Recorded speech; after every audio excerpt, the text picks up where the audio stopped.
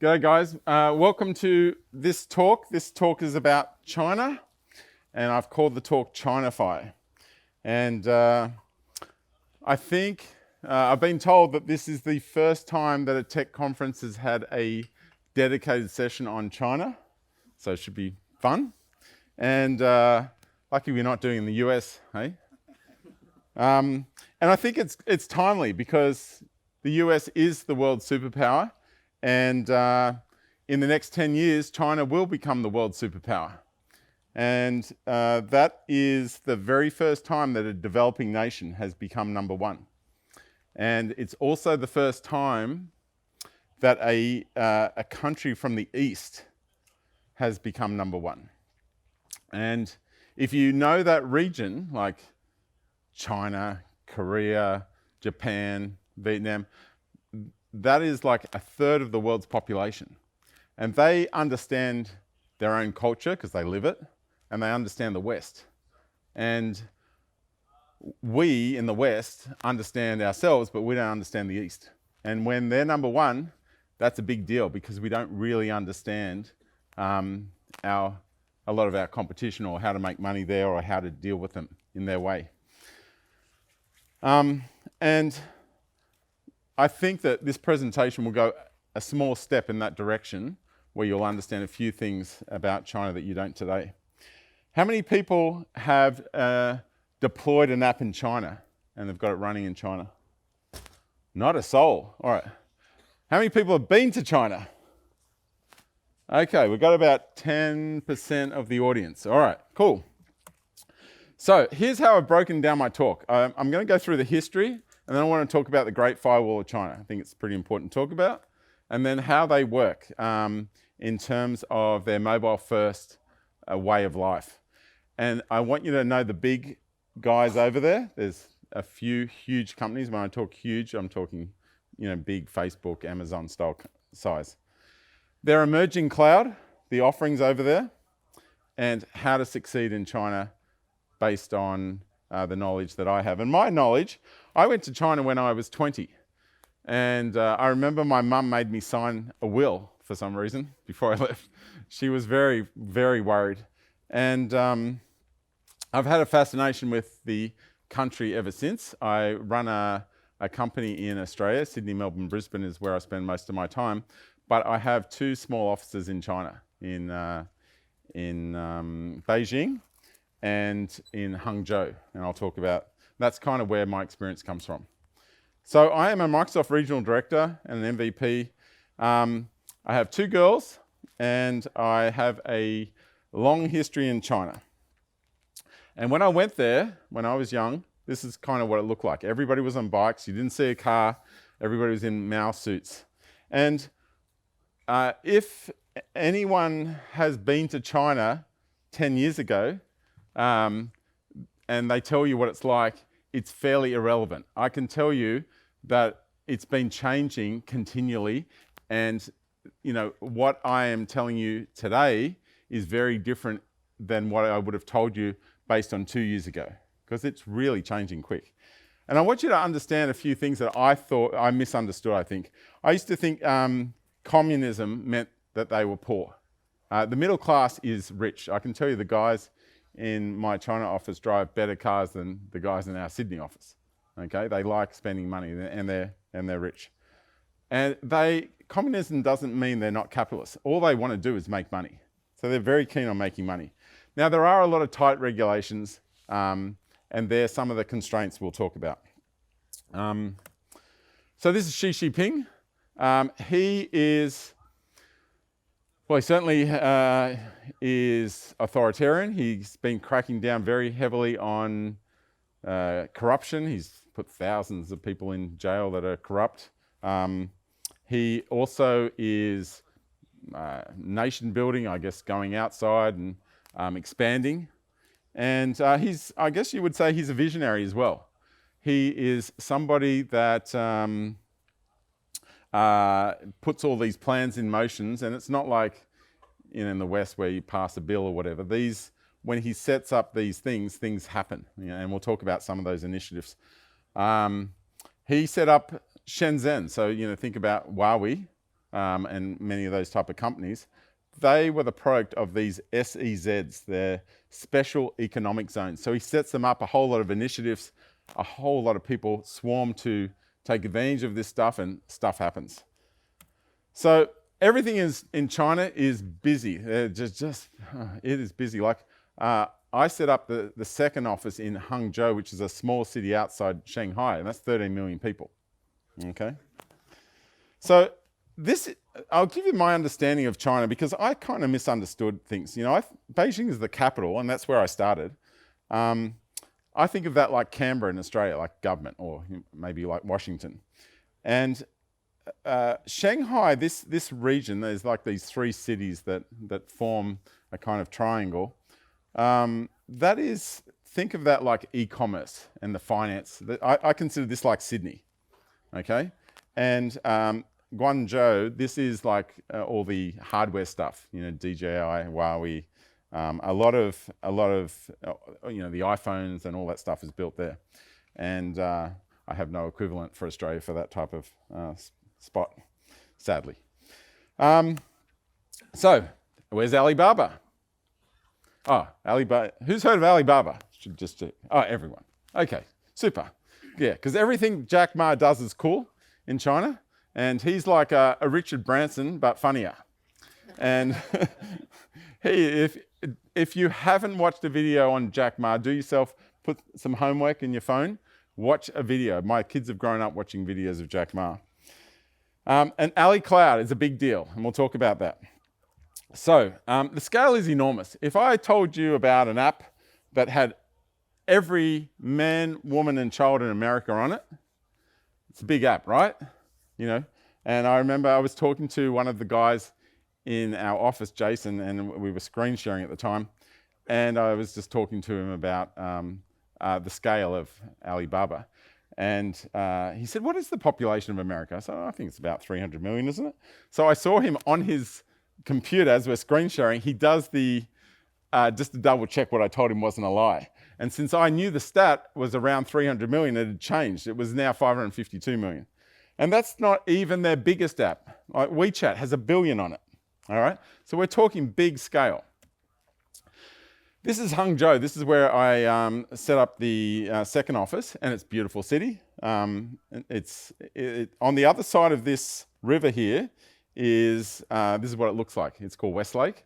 Microsoft is on one of these sides of the river, and this is the city. I was just showing you just here. It's called Westlake. It's quite beautiful. Anyone been to Westlake? 1, 2, awesome. So beautiful, beautiful. I made my daughter walk around this lake in the cold a few times. So I went here for 3 months last year, and I took my little one with me with the goal of learning some Chinese. So there is Alibaba Cloud. Okay, everyone just calls it Ali Cloud. There's Alibaba. There's Alipay. And I kind of went through this because I was trying to work out where to put our office. Because I wanted to be near Jack Ma. Why wouldn't I? And there's Huawei. Oh, that's a kind of dirty word, isn't it? Yeah. Who's got a Huawei phone? Whoa, most of you guys. All right. Isn't it funny? Like when we started off buying Huawei phones, we bought them because they were super cheap. Now they're really expensive, and we buy them because they're great hardware. And now there's all sorts of problems. So there's the university, and that's where I put the office, just in striking distance. So China is hard. Who says this? Almost everyone you meet.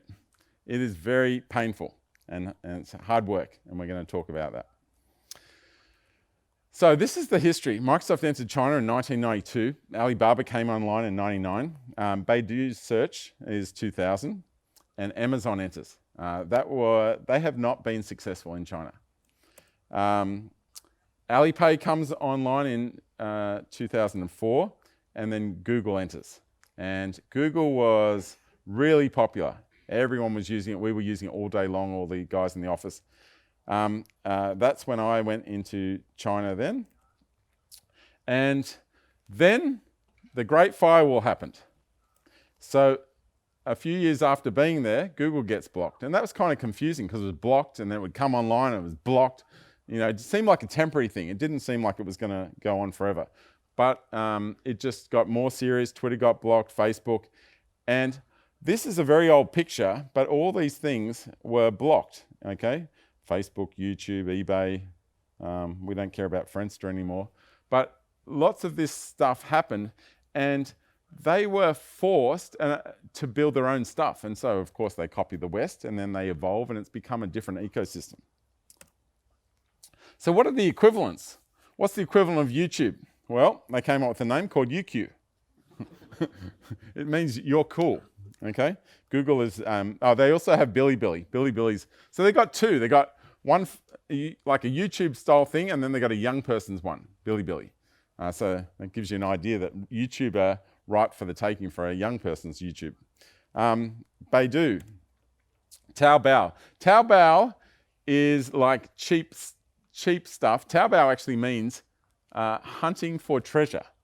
Like they have all these night markets in China, and everyone knows you waste so much time walking through it, but you're always hunting through there to find something so awesome, which is cheap.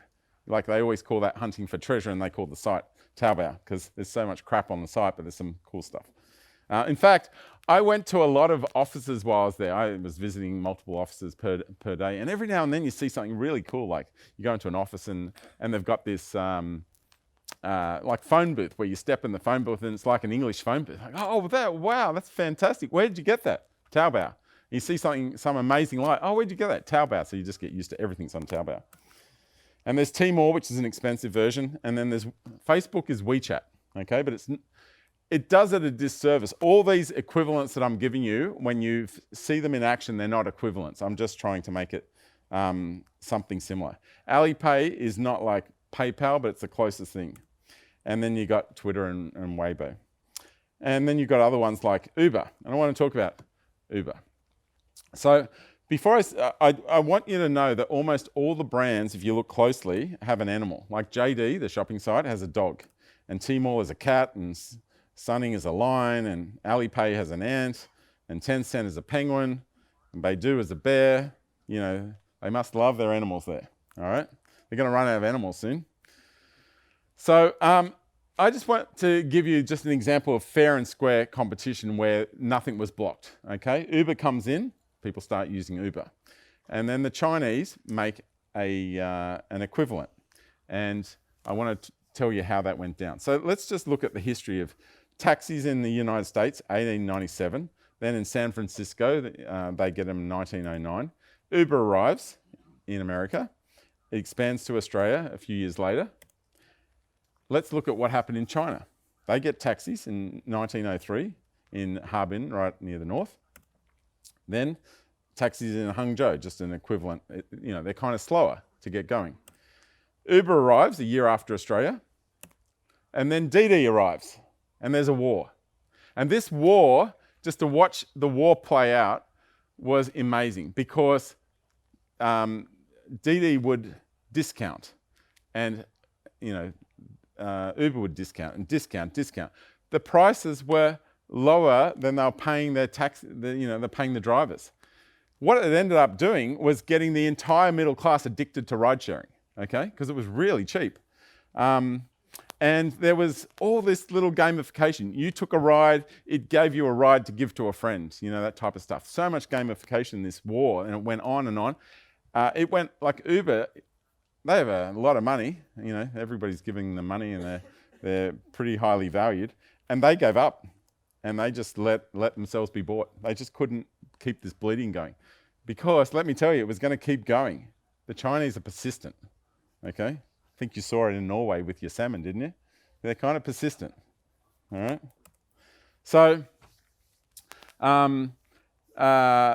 Didi is now expanding to Brazil and Mexico. And one of the things that I just noticed recently, and I just blogged about it, is Didi have come to Australia. They set up in 3 little cities. Oh, little Melbourne. If you're from Sydney, we speak disparagingly about Melbourne because it's really boring city down there, and and they've got nothing to do except try to make buildings that look unusual because they don't have a beautiful harbour, they can't go to the beach, they're really deprived of, nice quality of life. Anyway, so it's coming to Australia, and I wouldn't be surprised if you see that it really, be a serious competitor to Uber. And I put a link to the blog about that. All right, so let's talk about other companies that are coming out west. We have AliExpress, which is a shopping site. Anyone bought anything off AliExpress? Okay, all right, so about 70% of you. It's kind of funny. My wife buys a lot of little things for the house. She thought AliExpress was a delivery company. She didn't even know she was buying off a Chinese site. She just went and found good deals, and it came in. She thought it was like FedEx or something. It's just AliExpress. So we have DD coming out, and then in 2017, Xi Jinping announces this Made in China 2025, and it is like it's kind of a long document, okay, with a lot of initiatives. Probably not dissimilar to the Green New Deal type of thing. And they, in the document, it essentially says, we want to stop making all the little bits and pieces. We are going to make the finished products. We're going to make the finished products of cars. We're going to make the finished products of phones. We're going to make the finished products of everything. And it's quite an interesting plan that he has. How many people recognize what this is? Okay, I've just got 6 hands. All right, so not many. This is the Belt and Road Project, okay? One Belt, One Road initiative. And this is about them expanding socially, military, and probably financially. And this is, I think, similar to the special economic zones. This is, if you have a look at all these highways, train routes, and the blue stuff is the shipping routes that they're making all these ports, and they're building the ports, and they're paying for the ports. They're not paying, they're giving loans, and there's certain conditions. They have to use Chinese workers to make all this stuff. And a lot of these countries are quite poor, and they're building massive roads through, and rail lines and stuff. And this is affecting 62% of the world. 4.4 billion people and 65 countries are participating, and plenty of countries in Europe too, and Italy have a major part of it, etc. Donald Trump tweeted, the concept of global warming was created by and for the Chinese in order to make the US manufacturing non-competitive, and this is likely what's going to happen in 2029 based on these stats. So that is America in the lead and China likely overtaking it, okay?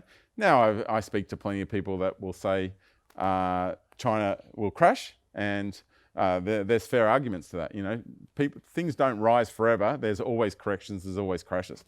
I think it's kind of, I don't think of China becoming in the lead. I think that they, in many respects, are already in the lead, and I'm going to talk about some of that.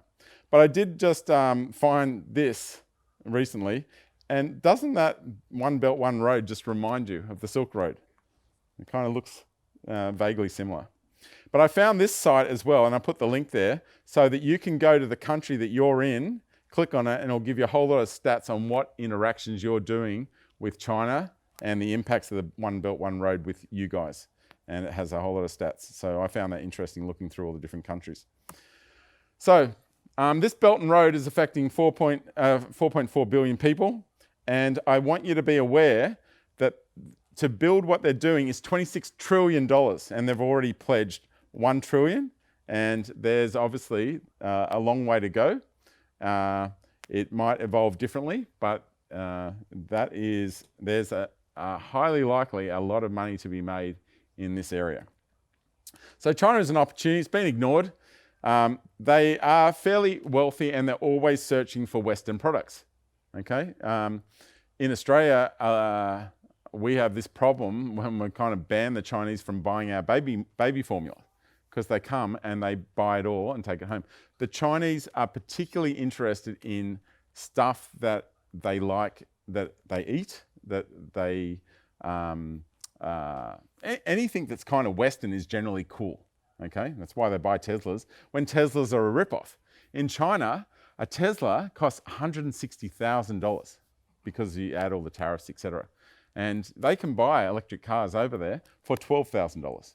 Okay, not a Tesla, a cheap little electric car. The city that I'm in, Hangzhou, I was there for 3 months.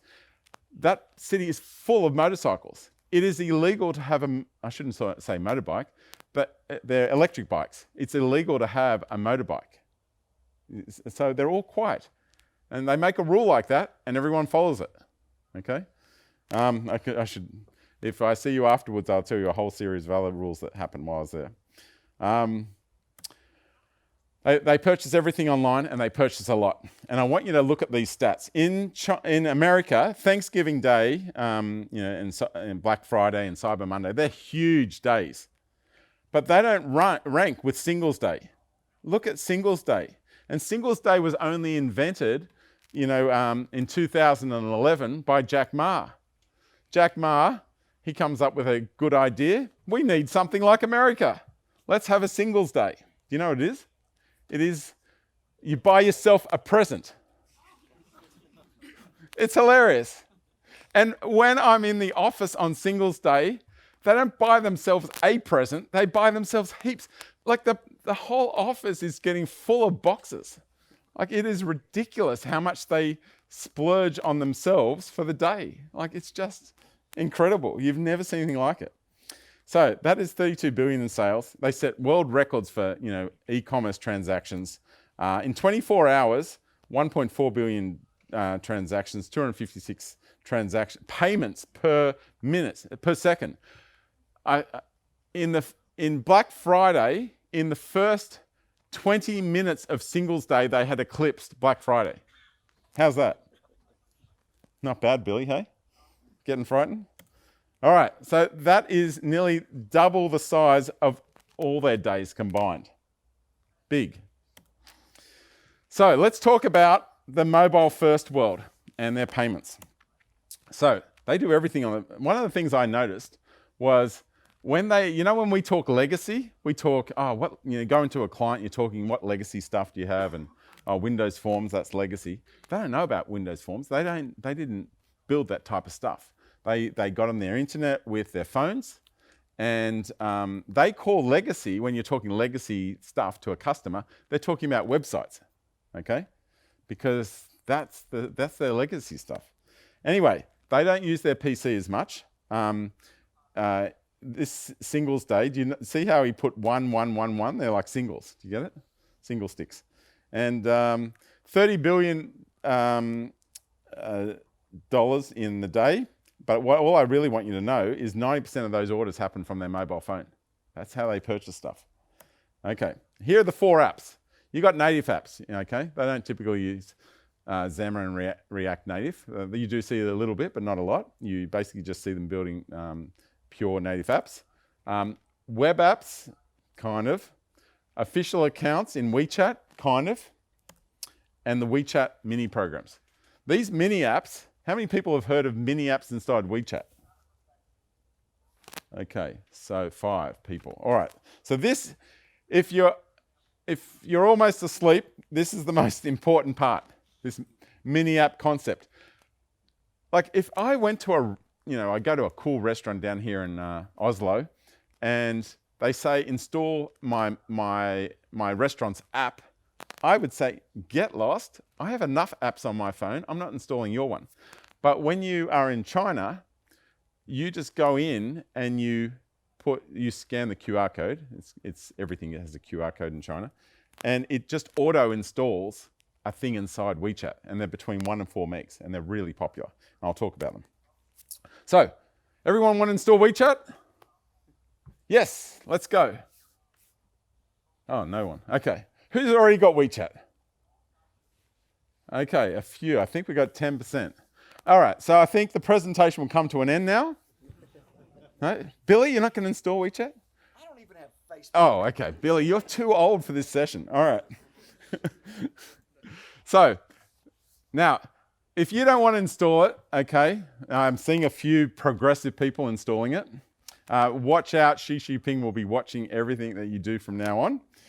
I was watching these stats some years ago and seeing how it got up to 700,000. That was 2015. I thought, oh, it's going to level off. But look, it just keeps on going, okay? And now they have to get the rest of the world. So let's talk about inside WeChat and inside the Alipay, etc. If you consider Stripe is popular, Apple Pay is popular. We use Apple Pay everywhere in Australia. PayPal is a real success, but these don't rank with Alipay and WeChat Pay, okay? Alipay is, double PayPal, and WeChat Pay is even better.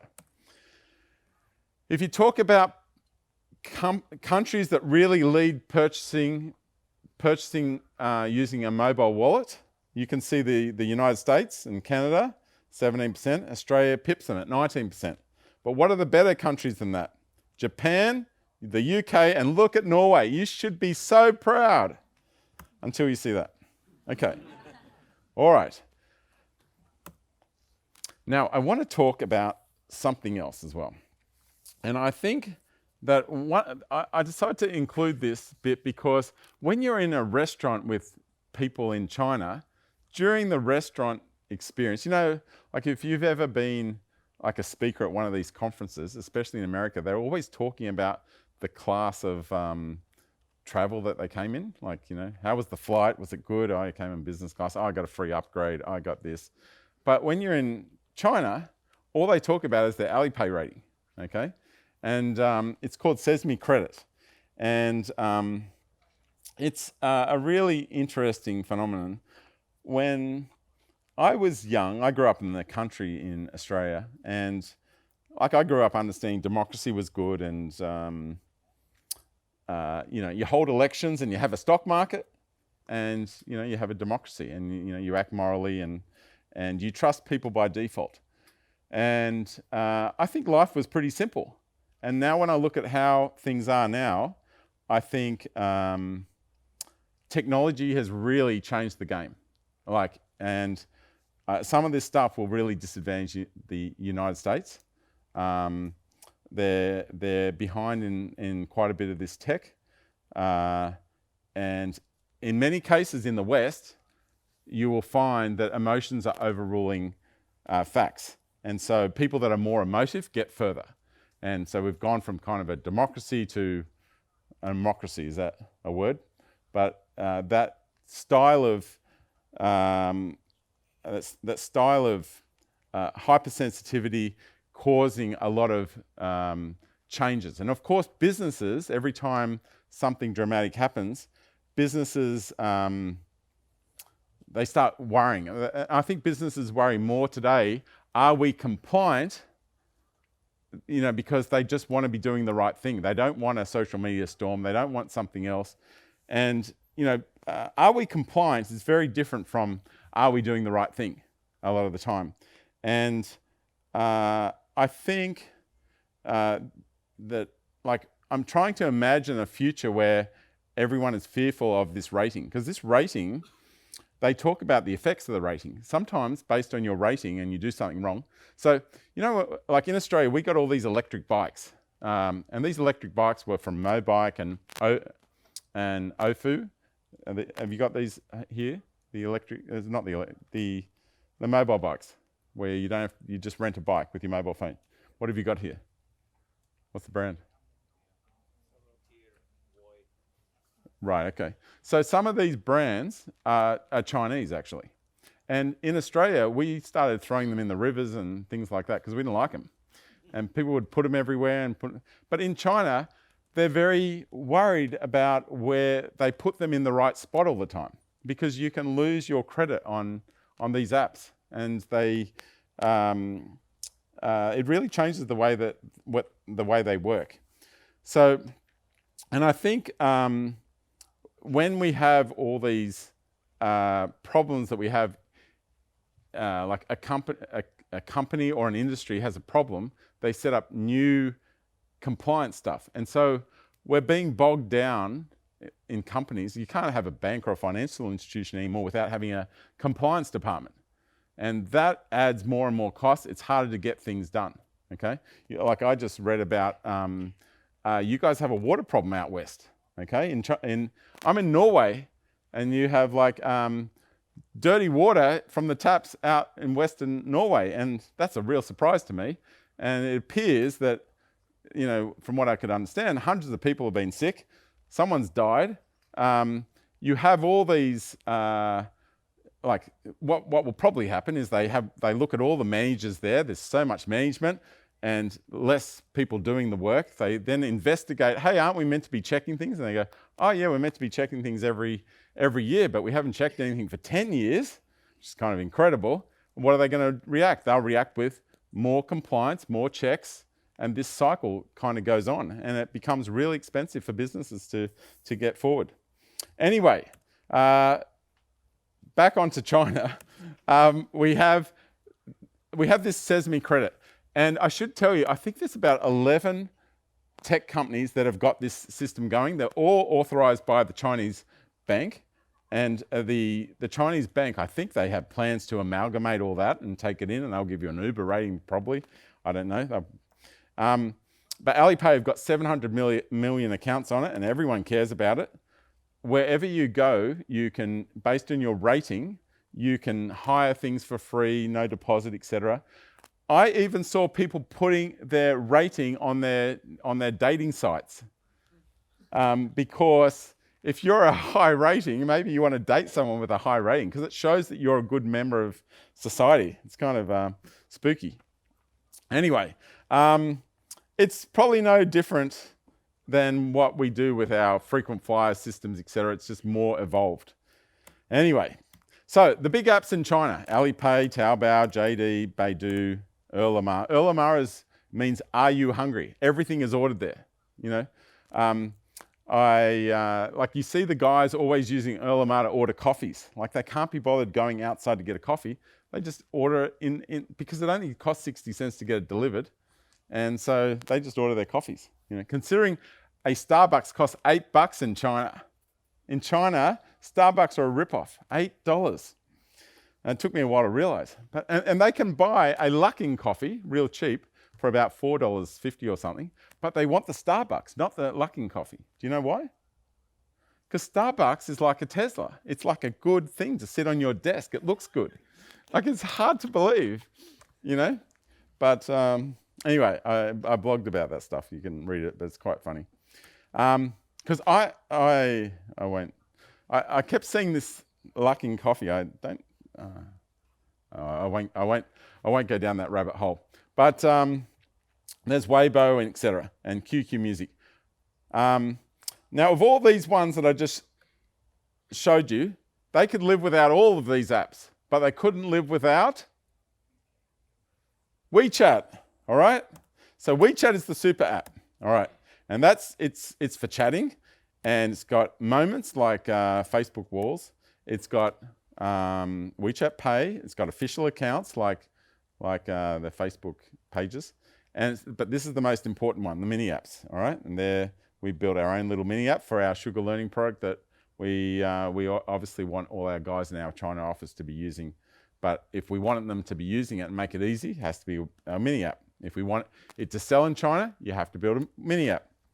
I want to just walk you through the experience of eating over there. You walk into a restaurant, and this happens in almost every place. When I go to lunch with all the guys, we go to different places. You walk in and you just open your phone. No lady comes up to you to take an order. You just pull out your phone. The QR code is on the desk. Up pops the menu of the restaurant, and you pick what you want to eat. And then you just watch the status of it being cooked. It says order taken, and then it says order starting to cook, you know, and then it says 8 minutes to go because it knows how long to cook. It's been finished cooking, packing soon, packing started, you know, etc. You know, there's nothing else. There's no point talking. You can just watch the app progress. All right. So same with delivery. You want to deliver something, you pop open your phone. You want to send a package. You can find who you want to use, and you can use the official account, or you can just use the mini app. It's called Mini Program. Just everyone says Mini App. Someone arrives. When the person arrives, when they arrive, they walk in with their QR code showing. And so you go, all right. So then you use your app, scans, tells you, yep, that's the legit person. And then you hand your package over to them and off they go. Now you can watch them wherever they go. And as soon as it's delivered, it goes red. By the way, in China, on UIs, when things are good, it goes red, all right? If there's a problem, it goes red as well. It's confusing.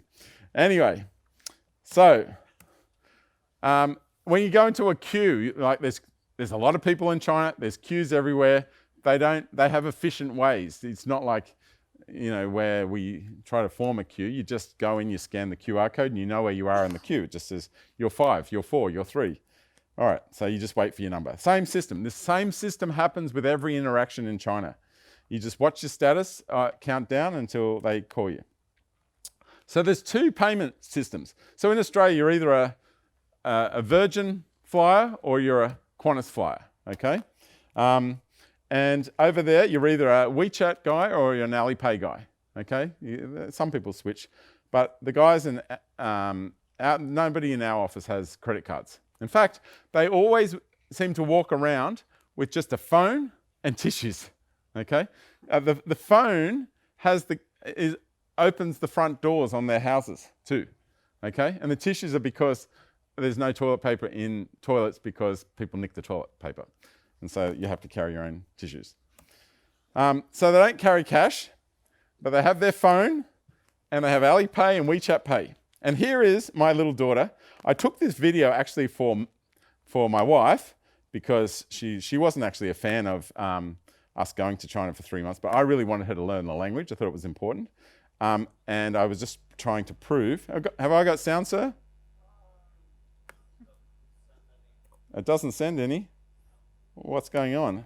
I'm in Norway, the richest country in the world, and I can't get sound. No. Did I get sound? Okay. Well, I was going to show you how good she got in Chinese in 3 months, but she's essentially just gone in there. You probably wouldn't understand. I found out later. I said, can you go in and order me a mango? I'm going to record it, send it back to Mum. And order me a mango and ask for it to be cut up. And she actually said, can I have a mango, please, and cut me up? But the girl just obviously didn't correct her. And so this is how she pays. She just so she just opens that up. And we get none of the effect here, unfortunately. But when she scans, it pops open there. She can see she spent 40 yuan. And that's an expensive mango, by the way, but my daughter's worth it. And so essentially, they'll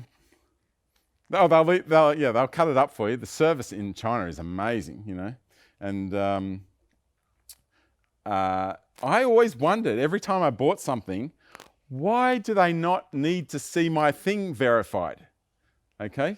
And so I was there. It took me a month to realize what was going on, because every time I'd pay and say, yes, it went through, I'd show, and they didn't even want to look at you. They'd kind of just look away, and I'm thinking, always, why do you not care whether the transaction went through? Why do they not care? Because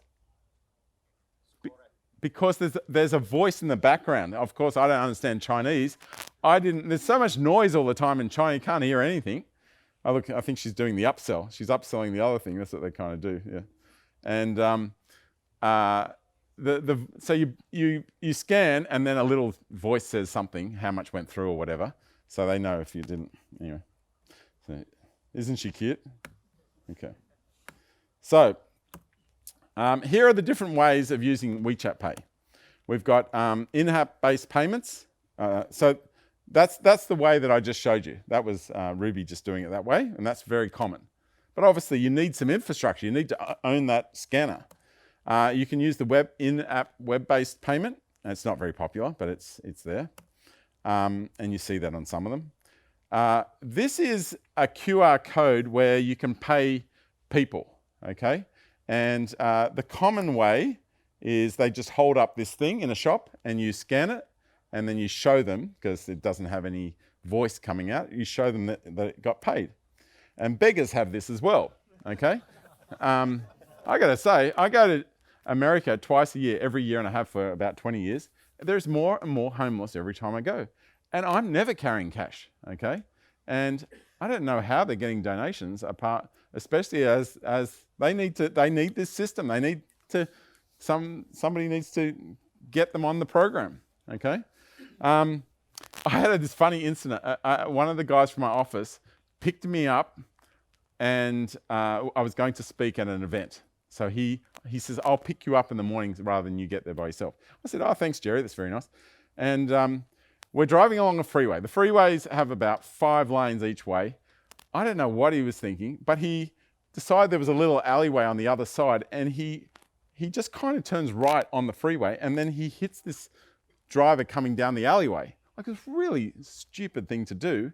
It's raining too, and I want to get to the presentation, and I think, oh my God, how could this happen at this time? Why did he turn right on a freeway? I don't think he's a very good driver. And he gets out, and the lady is really upset. She's got a huge hole in her car in the back the whole back thing was plowed into. And he goes, I'm really sorry, it's terrible. Really sorry, rain's coming down. She says, you did 1,000 yuan of damage to my car. And he goes, no, I think it was about 700. And then she goes, oh, all right. And he holds up his phone, authorizes 700 and gets back in the car. And I said, what happened there? He goes, oh, it's all been sorted. I paid her the 700. She agreed to it.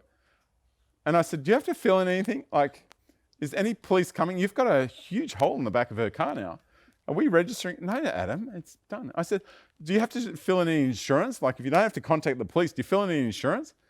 And he goes, no, Adam, time is money. Like, oh, all right. Okay. That was very fast. Like, in Australia, you have no idea the compliance we would go.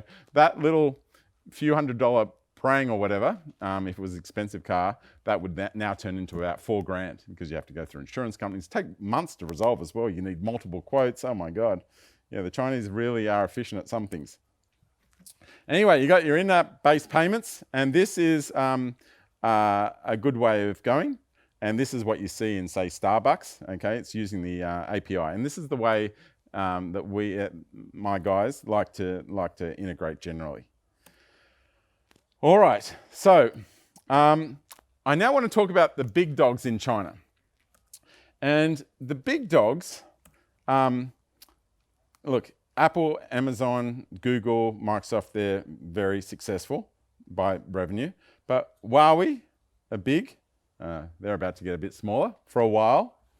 JD, Facebook, Tencent. Tencent is WeChat, Alibaba. I just want you to see the growth. These companies like Alibaba have come from nowhere. JD have come from nowhere. They're growing fast. Okay, the Americans have had a bigger base, if you notice. All right, and if you just look at by, eyeball time, you will see that Baidu has just recently crept into the top 5 of just screen time. Okay. Now, when you're in China, when I first went to China, everybody wanted to work for a Western company. Like, they'd come to you and say, "Hey, what are you a 99? Are you a 995 or a 996?" Okay, they mean 9 to 9, 5 days a week, or 9 to 9, 6 days a week. That's their hours. And I would say, of course, we're 965. Okay, and they go, fantastic.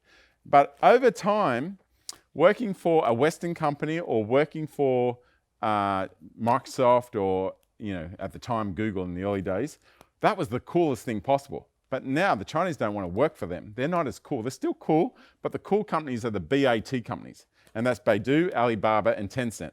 And even that in the last year or two is changing. Now, when I talk about these companies, they're different than what we think of, like Facebook, social media. We think of Amazon, e-commerce. We have these silos. We've got Google search. Google is too, search and video, right? So, but look at, and I just wanted to update these figures. So we have Baidu is going down, but Alibaba and Tencent are getting stronger, much stronger, like crazy strong. But they're a mix of a whole lot of different things. You know, Baidu is search, and they've got heaps of AI. By the way, each one of them have maps.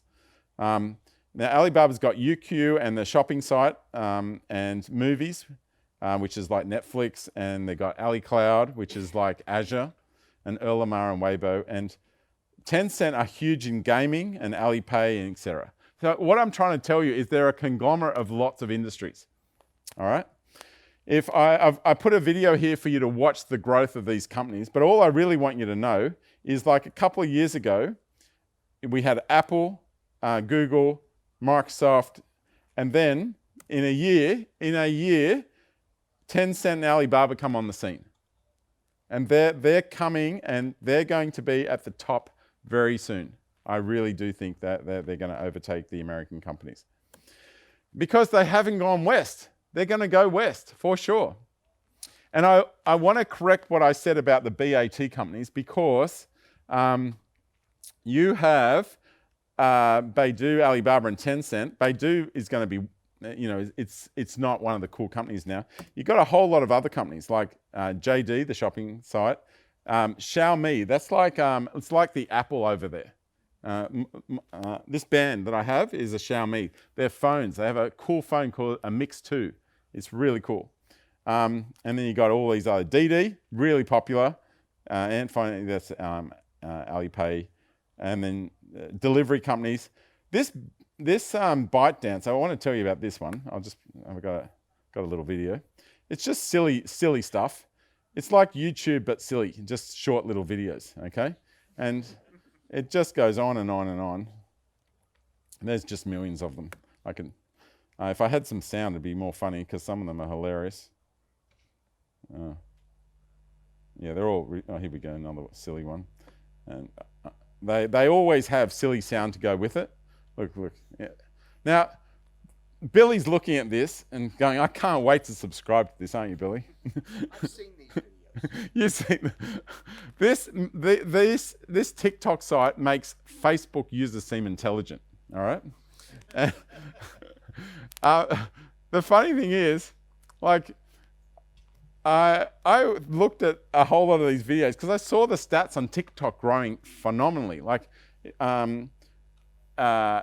we had Vine in America, and it didn't do too well, and it kind of just died out. And TikTok is really going well, and it's kind of feels for very young people. But the manager of our office in China, he watches TikTok a lot. Yeah. Anyway, so here's another one. Without the sound, it won't be any good, but anyway. Yeah, it's just fascinating. Billy, you've got to watch this bit. Well, she's just reading a book. There are American and European humor sites that copy these videos. Oh, look, yeah, she's just reading her book. And isn't it fascinating? Anyway, there's a lot of this stuff. Anyway, I just wanted you to show you Vine. Vine in America kicked off, and then it kind of fluffed out in 2016. Look at TikTok. Go crazy. Causing brain damage to all the youngsters in the world. And what I should go back and look at the Vine. That scale went to 40. Look at the scale here. So if I was to put them against each other, Vine didn't even grow. It felt like popular, but look at TikTok. Anyway, and most people using it in the West don't know it's a Chinese company. DJI, another example. Look at this. You've got 73% of the world using DJI drones, and this is another example. Like Huawei, this stuff is very good quality and cheap. The West is making some of this stuff, but it is really expensive, and it's going to be hard when companies say we're not going to buy this stuff. It's built in Shenzhen. It's cheaper by 70%. And they've been doing some commercial for a little while, but now they're getting more serious in the commercial. They've got watch it jump into the enterprise space with all their software tools. You can use C# to control the video feed. You can run AI over the models. You can have cameras and other devices communicating with the drones taking real-time information. This is going to save a lot of money. Like there's a lot of scenarios that are very hard to get to that you can just set off a drone, do some programming and find out problems. All right, let's talk about the emerging cloud. The first thing you're going to notice is that China sites, your sites that you've developed, and we have this problem where clients, where we have 40, we have clients making good money in Australia. They make money from US customers. They make some money in Europe, and they have 0 users in China. They don't have any users because the sites don't work. So the first step is to work out why the sites aren't working, what's blocked. And you need to kind of then start talking about the clouds over there. And in China, Ali Cloud is the cloud. It's 40% of the market. You got Tencent Cloud, Huawei's got a cloud, everyone's got a cloud over there. The government's got a cloud. AWS are there, 9%, and Azure is there as well. Okay, Azure's kind of seen as the nicest cloud, but the most expensive one. But there's just a lot of clouds. So there's data centers over there by Amazon. Azure have a data center in Hong Kong. That is not really considered in China because it's outside the Great Firewall. And they've got data centers in Beijing and Shanghai, and it's called Mooncake because there's a few different services than Azure. But it's pretty close. It's almost the same. I just wanted you to be aware that if you compare, just look at the first line, they're fairly comparable. Azure's the strongest with the most regions in the world. If we think about just China, AWS have 2, Azure's got 4, and Ali Cloud and Tencent Cloud, they have data centers outside China, obviously, but that's kind of where they're strongest. And I wanted you to see I put here the configuration so you can have a look. But Ali Cloud is $17 a month, Tencent Cloud is $17 a month, AWS is $40, and Azure is $58. It's the most expensive. I'd love Microsoft to make it cheaper, but they haven't at this point. I have put a whole lot of rules. I have nothing to do on the weekend, so I write rules. And I've put a whole lot of rules, the steps we go through with our clients to Chinafy their app to make it work in China. When Google first came out, I made a page called Rules to Better Google Ranking. It was like one of the most trafficked sites in the early days because it was the first page out there on Google rankings. And I regard, like, clients come to you, they build something, and then they want it to be SEO'd, right? Yep, it has to be SEO'd. Well, I see the future where it needs to be Chinafied. Why would you build a site and not have it work in China when it's so enormous? It seems crazy. So now I want to talk about the steps to succeed in China. All right. So the tech companies that have done well, Apple, Microsoft, Airbnb, Riot Games, Evernote, there's heaps. Starbucks, Tesla. Tesla's done very well over there. Okay. I remember coming to Norway for the first time a long time ago where you guys had Teslas before anyone else. Like, it was at the stage where in Australia, when you see a Tesla, and it's still kind of like this, you see a Tesla, everyone goes, there's a Tesla over there, and everyone looks. But here you just use Teslas as taxis. Okay, that's when you realize you're too rich. All right, and what China have is a lot of Teslas too. I remember when I first saw on the app, and when I looked on the app for a Tesla, Norway was number 2nd. I go, wow, that's incredible. Now, all these car companies have gone to China, but when you go to China and you're a car company, they have special regulation that you have to be 50% owned by a Chinese company. Now, Elon Musk has done some pretty cool things in his time. He's built cars and rockets and bored holes and stuff. He's done one other cool thing. He's the first to set up a car company in China, 100% US owned. All right? And the future of Tesla's success probably lies in China, because Tesla's the best branded electric car in the world. America, with all their different car companies, are 20% of the world's electric car market. All right? China has 50% of the electric car market. Okay, we want Tesla to do well, and they can't do well when they're selling cars at $160,000. Okay, now I noticed recently China overtook Norway. Very sad. I thought I'd take a screenshot of that. Also, Tesla have getting into China. Well, now Elon has to work out how to manufacture quickly and ship his Model 3s over there. That's what he really needs. This is a Polestar 2, and it's a Model 3 competitor. The Polestar 1 was a hybrid. The Polestar 2, it's actually a Volvo, but it's a Chinese car. We don't tell anyone it's a Volvo because only old people drive Volvos. Was that the same over here in Australia? They're only for very old people. You have to be like 55 or over to be able to be allowed to drive a Volvo. Or Swedish, yes. So my brother-in-law is Swedish. He's told me about the Norwegians making jibes at them. Anyway, this Polestar 2 is a cool car, a serious competitor. We will probably start seeing them come out, and we'll be buying them instead of Model 3s sometimes. And they're about 60 grand. All the car companies in China are building electric cars. All these big companies are building electric cars. And these other companies have started building electric cars too. And these ones. These are established car companies building electric cars. Plus, they've done joint ventures where they're building the electric models of these ones, these Western ones. Plus, there's startups that are just building electric cars. Like Tesla is a startup just doing electric, right? And we've got a whole bunch of cars. There is 50 companies in China building electric cars, okay? And this Neo is a really fancy one. It's like the Model S, but it's half the price of a Model S. You've got, some of these car companies, you can buy electric cars for 12 grand, and they're okay. They're everywhere. So what do you need to do to succeed in China? You need to make your app work with WeChat.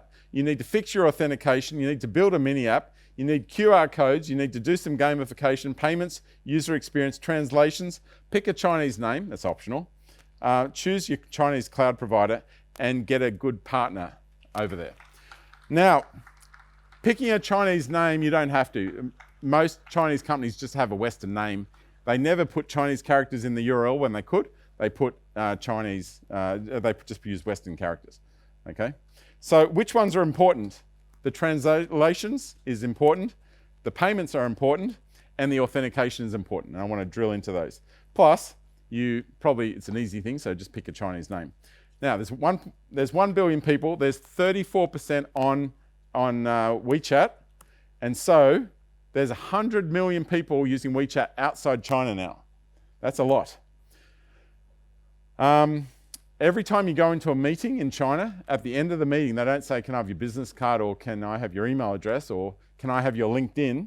They go, who wants to form the WeChat group? Second, you need to get on WeChat. You need to have that because if you ever get queries, it's going to be on WeChat. Okay, that's how they're going to message you. The authentication. I took 3 screenshots here, Taobao, JD, and Weibo. They all do it the same way. No email address and no password. It is phone number, SMS you the password, and then you're in. Or you can use the third-party ones, that's Alibaba, that's WeChat, that's QQ, WeChat, QQ. So you're either one of those ones. That's how they do it. So you need to fix that. If I log on right now to WeChat, what do you think happens when I press log on? Is it going to ask me for my email address and password? Yep. No. It's going to say, where's your phone, mate? So you can't do anything without your phone on you. They're really mobile first. Now, what happens second time I do that? The second time I click login, it will just pop up and say, look at your phone and press OK. That's how they do all their authentication. Everything is phone-based. Then you've got to build a mini app. We have this Sugar Learning app where it's a mini app. Makes it really easy for them. So you come in here, you can see the leaderboard, you can see their profile. In Chinese, the Chinese guys, they see the same thing, but just in Chinese. All right, everything has a QR code. And they put the QR codes at the top. So you've got to support QR codes, everything. And I made a rule, it's a long rule about how to do the QR codes on our site. QR codes are on everything. You know, there's nothing that doesn't have a QR code. Every ad that you see has a QR code. Even our site, this is like our contact us. I noticed over time, we originally had send an email or give us a call. Then we add, you can add us on our LinkedIn page. And then because people started using Facebook for business, we put Facebook. Then we wanted to get the under 30s, so we put LinkedIn, Instagram. And now we have WeChat, but you have to put the logo there. Okay, gamification. They all have this little gamification thing. You don't have to do this. This is optional, but I just wanted you to be aware that when you purchase something, then something pops up so that you can earn a few more credits. It's like every time you get something, you earn something. And you just have to press something and you get something. Like it's kind of mindless, but they do it. Like you have to hit this egg. You hit the egg breaks and you get some points on Alipay. All right, you'd love this, Billy. It's so fun. and one of the things I noticed in the office, like I'm a nice boss. So sometimes I go out and I buy all the guys a coffee, okay? And in Melbourne, if you go and do that, they just complain about the coffee quality, etc. So you don't do it in Melbourne. But in China, you give them a little bit of money. So at Christmas time, the boss there gave them $200, but he gives it through the office. And every now and then, he just gives them 20. And here he is giving them 20. And everybody's phone pops, so he just disrupts everyone from working. And they get this called red packet. Red is good, remember? Good luck. And so then you click that, and it goes, oh, you got 377. And then you see everybody else in the office got something, and everyone starts yelling out, who was the lucky one? Oh, Alvin, you were the lucky one. Like when he gave out $200, one person got $180, and other people got $2 and $1. And they're all excited. Who was the lucky one? It's kind of how they roll. So I've talked about payments. You know all about payments. And I just want you to be aware of the transaction costs. Visa is 1.5%. American Express is a rip-off, okay? A real rip-off, Billy. You need to look at double. Anyway, PayPal, 2.6, and Stripe is close. Alipay is 0.6%. They've really worked out the micro payments. Okay, but their digital, the real products are 0.6, their digital ones are 2. What's a digital product for WeChat? WeChat has a huge gaming market. They have to pay 2%. Okay, that's where they make serious money. User experience. Be aware, when I showed them Twitter, they go, is that a popular site? I go, yeah, why? It just doesn't look like it's used. It's too bare. They like busy things, they like things flying around, animated interfaces, etc. It's really annoying. That, and you guys don't believe me, I will just show you one. Like this is a car reveal site where they're always excited about this type of stuff. And the car reveal site will show you, look at this. I mean, you don't have the sound, but it's very exciting. And then people start making comments about what they think. And it goes all over the screen. I'll just translate this to English so you can see. And BYD is a car company. Why isn't this translating? Hey.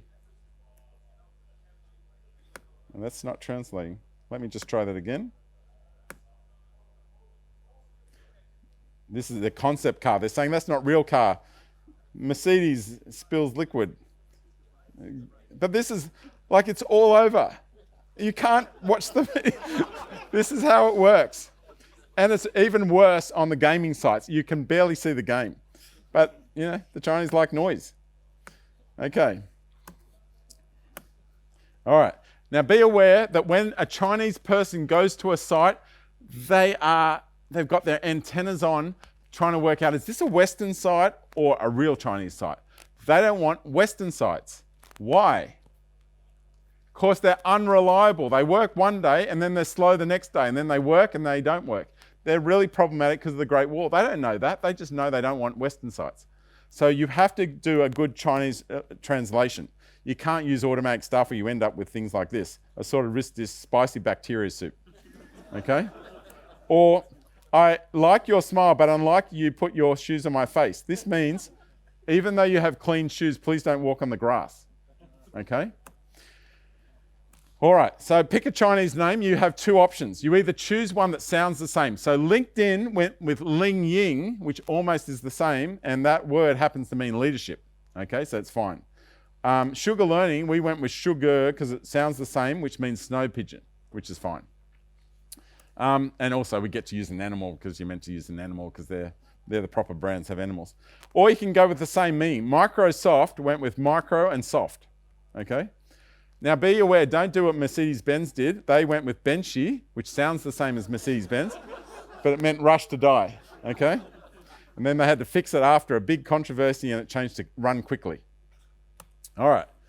Then you got to choose your Chinese provider, which we talked about. The simplest thing to do, if you don't mind the price, is Azure. Okay. Or you can go Ali Cloud. They're the two choices you'll probably end. That's what we end up with. And get a good partner. I know one. Okay. All right. So I want to just give you a quick exercise before I let you go. What is wrong with that site to the Chinese? It has English. All right. Obvious. So what is wrong with this site? It's Western, or it wouldn't have Facebook and Twitter showing. Okay? What is wrong with this? It's fine to be DHL. That must be not in China because they wouldn't say People's Republic. It's not words they would use. All right? So that's why you have to be careful. What is wrong with this? Louis Vuitton. They all want to buy Louis Vuitton, but they don't want to use the site if it's not fast and quick. What's the problem? There's no problems with it showing English addresses. That's normal. But what is weird, if this is based by Chinese, this would be showing Chinese addresses first. Just little things like that. All right? Okay, cool. So adapt to China. It is a pain in the neck, but let me tell you, we all in Australia had to adapt to, the European GDPR. That was a pain in the neck, Very good idea with all the privacy stuff, super important, but then we got all those pop-ups for cookies all the time. That was annoying. But China is just as painful. You fix the language, you fix the user interface, you do some cool things if you want with red pockets and different marketing strategies.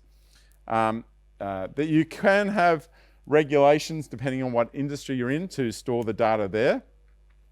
If you have something on your site where it says, hey, those rights in Hong Kong are fully legit, and they happen to ask you to remove it, you have to be able to remove it. That said, I've been there for 12 years and we have done a lot of sites and I have not come across it once. And I ask all the guys in the office who've worked at other companies if it's ever happened to them. It hasn't, but it's in the news, so it obviously does happen. And privacy, okay, same thing. All right, so remember I talked about this, the Belt and Road project? Well, it's potentially going to get even stronger if this Arctic route comes along. And then Donald Trump really will be saying that the global warming was invented by the Chinese so they could get an Arctic route sorted out.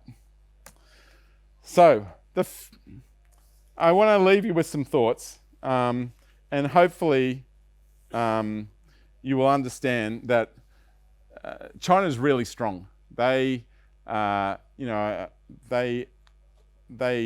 understand the America is doing a lot of these tariffs at the moment. They started with 30% on steel and 10% on aluminum, and then they start doing the tech tariffs as well, and then they've gone mainstream. They're getting the whole of China at 25%. This is potentially going to cause some problems. You can see that we might have a problem with the superpower and the rising superpower.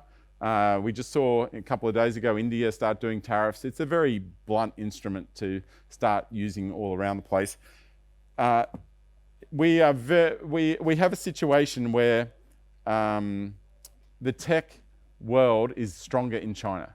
Okay, Huawei, as an example, spent $13 billion last year on R&D.